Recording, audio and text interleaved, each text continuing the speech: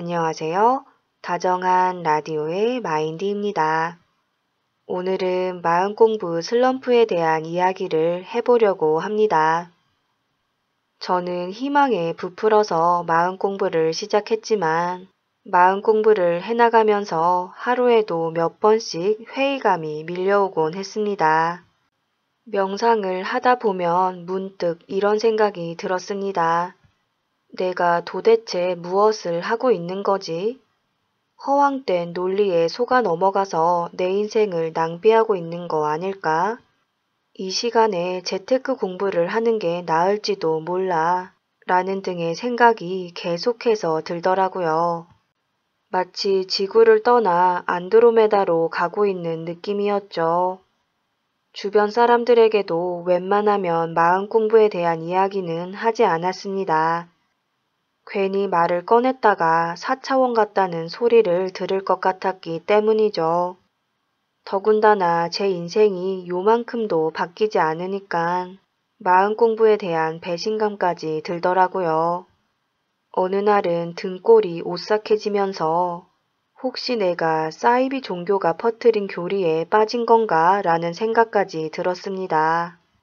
아무리 생각해봐도 마음 공부는 제 인생에 별 도움이 되지 않는 것 같았습니다. 그래서 저는 한동안 마음 공부를 중단했죠. 그렇게 몇 개월이 흘렀는데 그동안 저는 제가 깜빡하고 있었던 사실을 재인식하게 됐습니다. 제가 마음 공부를 처음 시작할 때 제 인생의 유일한 희망은 마음 공부였다는 것을요. 그 유일한 희망을 놓아버렸으니 제 인생은 다시 예전의 모습으로 돌아갈 수밖에 없었습니다. 잠들 때마다 다시는 깨어나지 않았으면 이라는 말을 또다시 하고 있더라고요. 그래서 저는 마음 공부를 다시 시작하게 됐습니다. 그리고 나서 마음 공부 슬럼프에 빠졌던 이유에 대해 생각해 봤습니다. 이유는 딱 한 가지였습니다. 현실이 변하지 않았기 때문이었죠. 이와 관련해서 이런저런 생각들을 해봤는데요. 다음과 같은 문제점들을 발견할 수 있었습니다. 첫째, 저는 내 현실은 바뀌어야만 한다 라는 생각에 집착하고 있었더라고요. 뭔가 잘못됐어. 최소한 이렇게 사는 건 사는 게 아니야 라면서 지금의 삶을 하나부터 열까지 뜯어 고치려고만 했죠. 변화하는 것만이 정답이라고 믿으면서 변화가 없는 삶은 틀렸다고 규정해 버렸습니다. 우리 인생을 건물에 비유하자면 순수의식의 판단에 의해서 원형 그대로 보존될 수도 있고 리모델링 될 수도 있고 철거한 뒤에 재건축을 할 수도 있는 겁니다. 어떤 방식이 가장 적합할지는 오로지 순수의식만이 알고 있습니다. 때로는 머물러 있는 게 정답일 때도 있는 거죠. 아니면 아직 변화할 때가 아닐 수도 있고요. 따라서 지금 당장 아무런 변화가 없다고 해서 마음 공부에 효과가 없다고 단정 지을 건 아니더라고요. 둘째, 분명히 긍정적인 변화들이 생겼음에도 제가 미처 알아차리지 못한 경우도 있었습니다. 순수의식의 작용에 의해서 삶이 변하게 되면 근본적인 부분부터 부수적인 부분까지 송두리째 바뀌다 보니까, 즉 제가 다시 태어난 것과 다를 바 없다 보니까 원래부터 그랬던 것 같은 느낌을 받기 쉽더라고요. 예를 들어 저 같은 경우에는 3년 정도 불면증에 시달렸었는데요. 수면제가 없으면 잠을 잘 수가 없는 정도였습니다.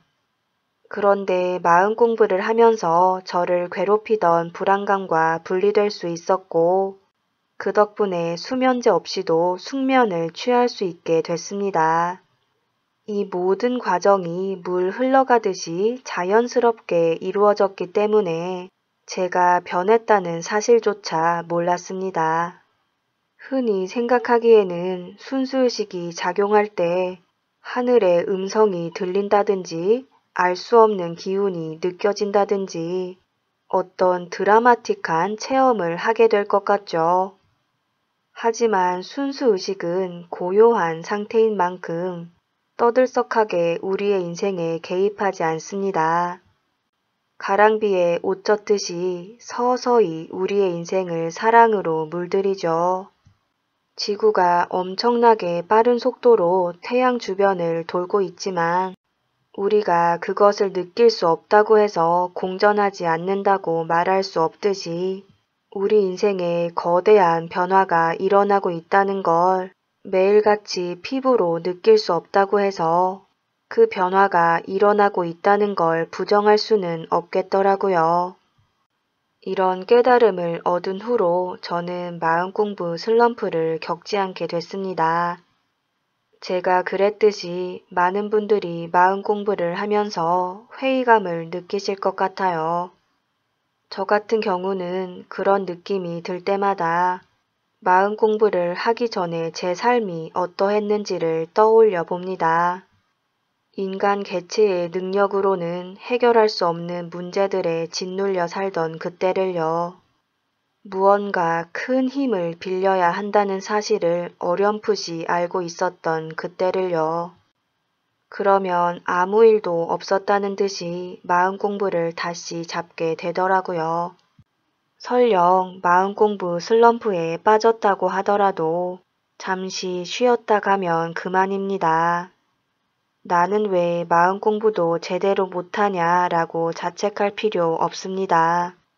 하기 싫을 땐 하지 마시고 하고 싶을 땐 다시 해보세요. 마음 공부를 그만하고 싶은 내 마음을 인정해 주는 것도 마음 공부의 일환입니다. 오늘의 이야기는 여기까지입니다. 지금까지 모두가 마음대로 살아가는 세상을 꿈꾸는 마인디였습니다.